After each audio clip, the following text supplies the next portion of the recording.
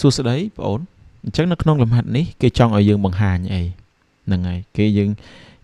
អីគេឲ្យ px កន្សោម px ប៉ុណ្ណេះបាទ x ការ៉េបូក 2x ដក15គេឲ្យ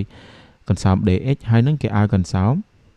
គុយ x អញ្ចឹងគេឲ្យយើងបង្ហាញថាពេលគុយ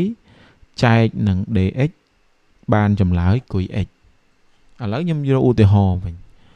បើយើងគេឲ្យបង្ហាញថា6ចែក2ស្មើ3តើយើងបង្ហាញបែបម៉េចធម្មតាដើម្បីបង្ហាញថាអីមួយវាចែកស្អីបានអីលុះត្រាតែយើងយកផលនេះទៅគុណនឹងតួបើសិនជាគុណនឹងតួទៅវាស្មើនឹងតំណាងចែកអូខេអានឹងពិត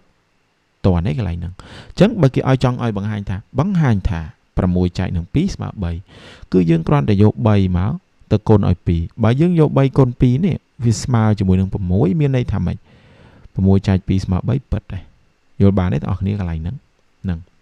ចុះរបស់យើងវិញដើម្បីបង្ហាញថា px ចែកនឹង dx នេះវាស្មើនឹងគុយ x លុះត្រាតែអីបើលុះត្រាតែយើងបង្ហាញឲ្យគេឃើញថាគុយ x គុណឲ្យ dx បាទគុណឲ្យ dx ស្មើនឹង px បាទអញ្ចឹងឥឡូវយើងយកមកគុយ x ស្មើប៉ុន្មានគុយ x ស្មើនឹង x បូក5គុណជាមួយនឹង x ដក3បាទអញ្ចឹងវាស្មើប៉ុន្មានគុណពលាត x គុណនឹង x ឥឡូវយើងគុណម្ដងមួយតួសិន x គុណនឹងអានេះសិនវាបាន x គុណនឹង x ដក3បន្ទាប់មកដល់វេន5ម្ដង5គុណអានេះវាបានបូក5កតានឹង x ដក3បន្ទាប់មកទៀតធ្វើម៉េចបន្ទាប់មកទៀតយើងគុណពលាតមក x គុណនឹង x វាបាន x ការ៉េ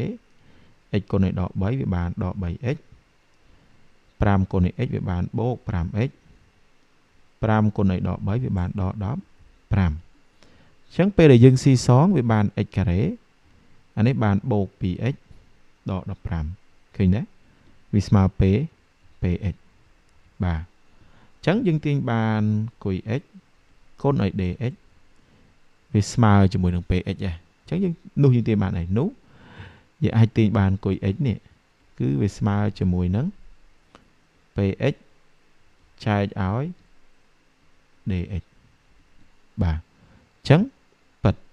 ប៉ុណ្ណឹងអរគុណដែលបានទស្សនាបាយបាយ